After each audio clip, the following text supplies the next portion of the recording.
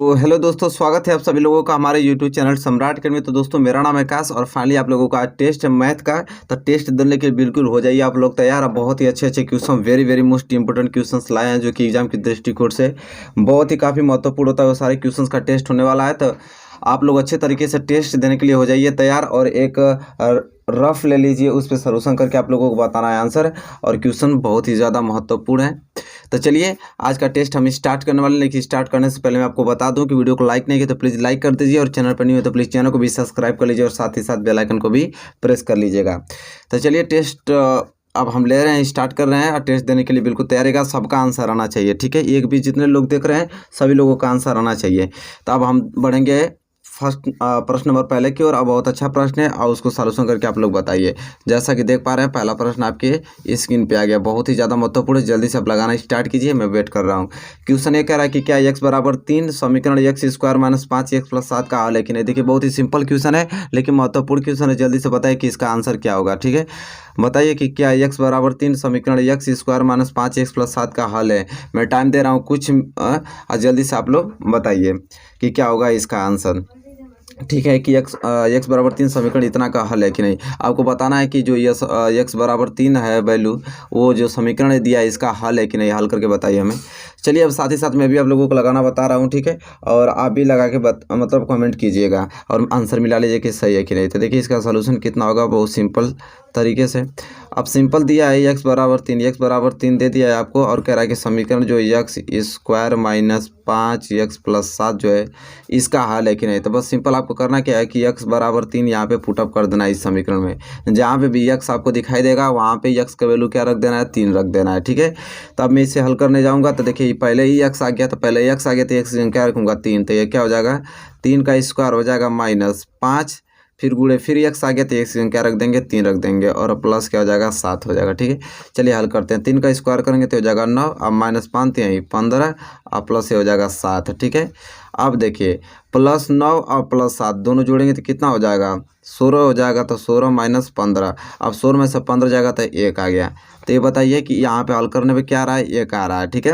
अगर हल करने पे यहाँ पे 0 आ जाता तो हम कहते हैं कि हाँ x बराबर 3 जो है समीकरण का हल है। लेकिन यहाँ पे 0 नहीं आ रहा है, 1 आ रहा है, तो इसलिए हम कहेंगे यहाँ पे लिखेंगे एक लाइन की इसलिए x बराबर 3 समीकरण लिखना पड़ता है। x बराबर 3 समीकरण x square minus 5x plus 7 का हल नहीं है, हल नहीं है। हल कब होता है, जब इसे हल करने पे क्या आ जाता है, 0 आ जाता है, तो क्या होता है इस समीकरण का हल होता है। तो कितने लोगों का आंसर आ रहा है कि समीकरण का हल नहीं है, बिल्कुल उनका सही आंसर है, ठीक है। तो ये क्वेश्चन नंबर फर्स्ट था, बहुत ही ज़्यादा मोस्ट इंपॉर्टेंट। आई होप आप क्वेश्चन सही से लगा लिए होंगे। और इसी के साथ हम बढ़ेंगे अगले क्वेश्चन की ओर, क्वेश्चन नंबर दूसरे की ओर। क्वेश्चन नंबर दूसरा भी बहुत ही ज़्यादा मोस्ट इंपॉर्टेंट है, उसको आप लोग लगाने की कोशिश कीजिएगा। चलिए मेरे प्यारे विद्यार्थी, क्वेश्चन नंबर दूसरा आ गया आपके स्क्रीन पे और इसे लगाइए, ठीक है। देखिए क्वेश्चन बहुत ही ज़्यादा महत्वपूर्ण है कि यदि 8 10 a बराबर 15 तो साइन ए का मान ज्ञात कीजिए, ठीक है। यदि 8 10 a बराबर 15 तो साइन ए का मान ज्ञात करना बहुत ही सिंपल क्वेश्चन है। ऐसे जल्दी से बताइए कि क्या होगा साइन ए का वैल्यू, ठीक है। बहुत ही ज़्यादा महत्वपूर्ण है, जल्दी से लगाना आप लोग चालू कर दीजिए। चलिए साथ ही साथ मैं भी लगाता हूँ ताकि समय ज़्यादा ना लगे। मैं भी लगा रहा हूँ, आप भी लगा के आंसर बताइए। देखिए इस प्रकार के क्वेश्चन को कैसे लगाया जाता है आप लोग भी जानते हैं। जो लोग नहीं जानते वो देखिए, जो लोग जानते हैं वो तुरंत लगा के आप मुझे कमेंट में आंसर बताइए इसका, ठीक है। तो देखिए आपको दिया क्या कि 8 10 a बराबर कितना दिया है, 15 दिया है, ठीक है। तो यहाँ से अगर मैं 10 a का वैल्यू निकालूँ, 10 a बराबर क्या हो जाएगा 15, ये 8 गुणा में उधर जाएगा तो क्या हो जाएगा, भाग में आ जाएगा। तो 10 a बराबर 15 बटे का आ गया 8 आ गया। लेकिन हम जानते हैं कि 10 बराबर क्या होता है, जैसे 10 a बराबर क्या, 10 थीटा बराबर क्या होता है, सब लोग जानते हैं कि लंब बाटा क्या होता है, आधार होता है। 10 a बराबर यहाँ पे लिख देंगे हम लंब बाटा आधार और बराबर में आ गया 15 बटा 8, ठीक है। तो हमको एक चीज़ तो मालूम चल गया कि अच्छा लंब यहाँ पे 15 है और आधार यहाँ पे क्या है 8 है, ठीक है। चलिए यहाँ पे सबसे पहले क्या करते हैं, समकोण त्रिभुज बना लेते हैं और समकोण त्रिभुज में इसको हम थीटा मान लेते हैं क्योंकि थीटा के सामने वाले भुजा जो होती है वो खड़ होती है। अब यहाँ पे हम करना पड़ेगा नामकरण कर देते हैं, इसका a, इसको b, इसको c रख देते हैं। अब यहाँ पे लंब 15 दिया है तो लंब की जगह 15 लिख देंगे और आधार 8 दिया है तो आधार की जगह 8 लिख दिया मैंने, ठीक है। अब पूछा हमसे किसका, साइन ए का वैल्यू। तो साइन ए बराबर क्या होता है, लंब बटा कड़, ठीक है। यही तो होता है।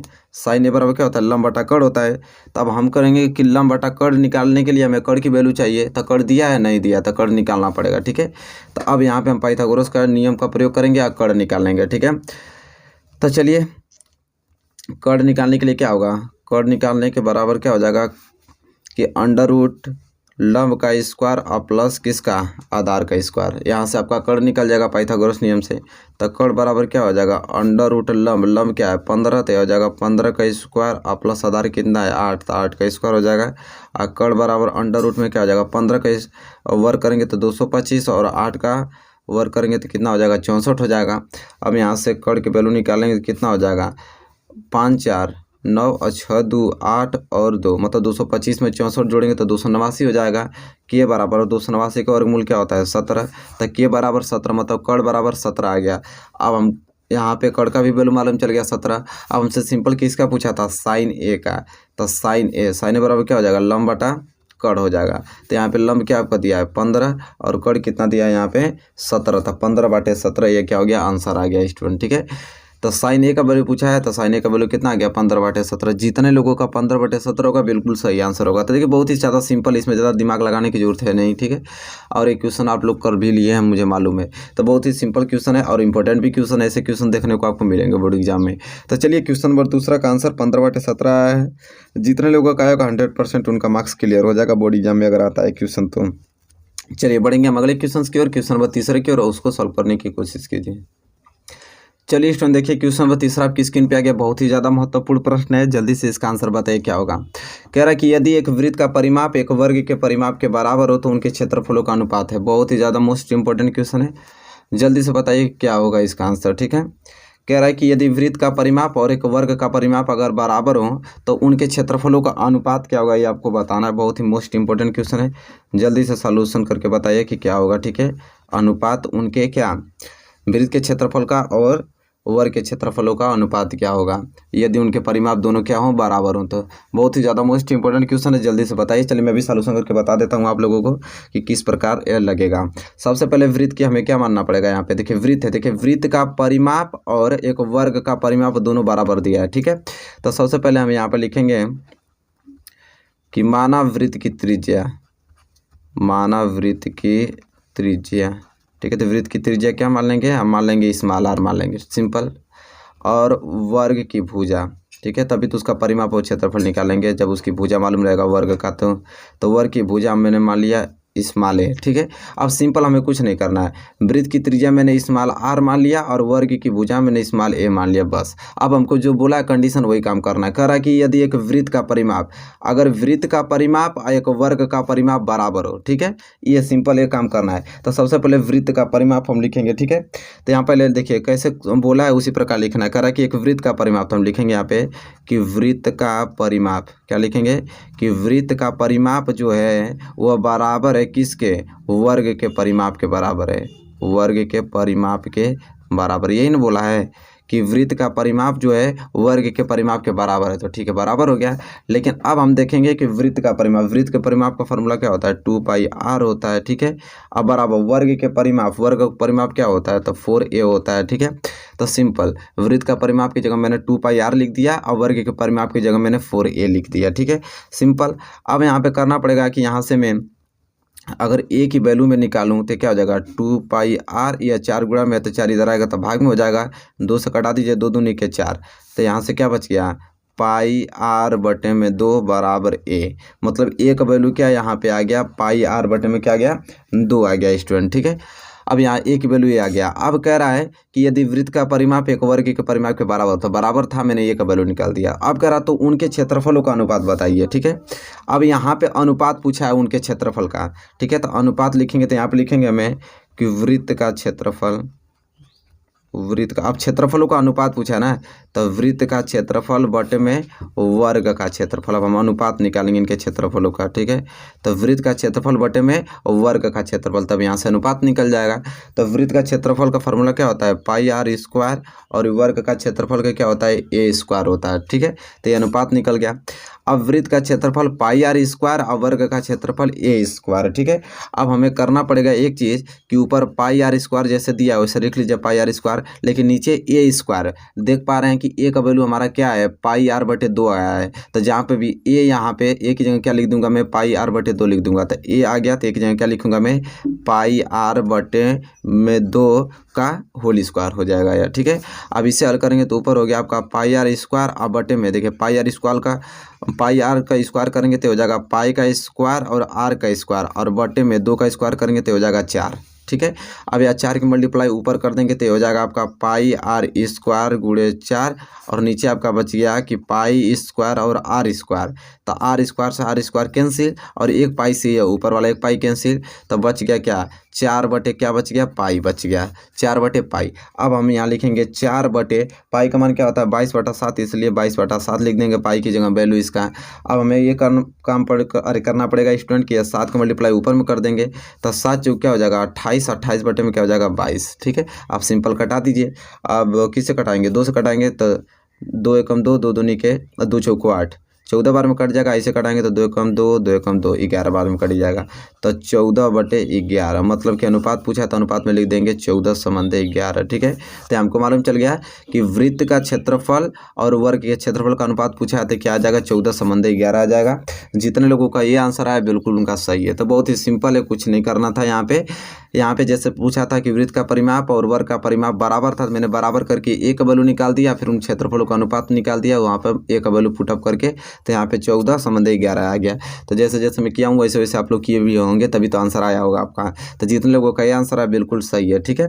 तो चलिए क्वेश्चन नंबर 3 आपको समझ में आ गया होगा स्टूडेंट, कोई दिक्कत नहीं होगा क्वेश्चन नंबर 3 में। और इसी के साथ हम बढ़ेंगे अगले क्वेश्चन की ओर, क्वेश्चन नंबर 4 की ओर, और उसको सोल्यूशन करने के लिए हो जाइए बिल्कुल तैयार।